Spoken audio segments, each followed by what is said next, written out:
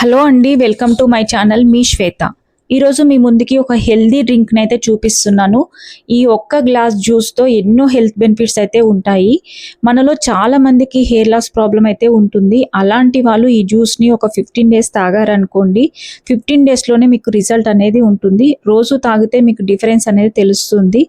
నేనైతే ఈ డ్రింక్ని 15 days తాగాక result వచ్చాకనే మీకు షేర్ చేస్తున్నాను. ఇది హెయిర్ లాస్ ఒక్కటే కాదండి, మన బాడీలో ఎన్నో హెల్త్ ప్రాబ్లమ్స్కి బెనిఫిట్స్ అయితే ఉంటాయండి.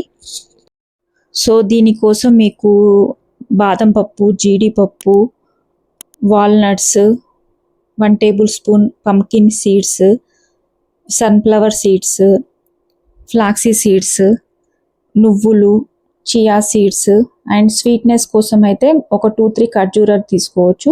ఒకవేళ మీకు స్వీట్ ఎక్కువ కావాలనుకుంటే ఒక 4 to 5 వరకైనా తీసుకోవచ్చు అండి. వీటిని నైట్ అంతా నానబెట్టి ఒక 6 to 8 అవర్స్ అయితే నేను నానబెడతానండి. నానబెట్టి మార్నింగ్ వీటిని గ్రైండ్ చేసుకోవచ్చు.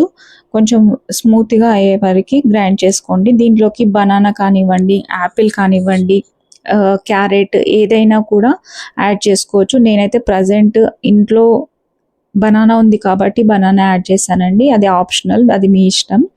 సో ఏది లేకపోయినా కూడా చేసుకోవచ్చు అనమాట. సో ఇలా చేసిన తర్వాత ఒక 200 ml వాటర్ యాడ్ చేసి మళ్ళీ గ్రైండ్ చేశానండి.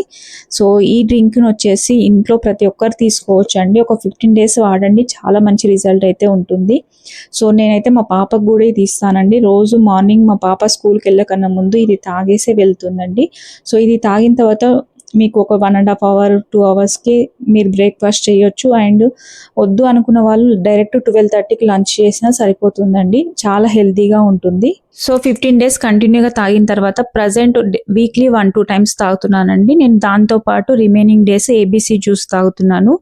సో ఏబీసీ జ్యూస్ ఎలా చేయాలనేది నెక్స్ట్ వీడియోలో నేను షేర్ చేస్తానండి. థ్యాంక్ యూ సో మచ్ అండి.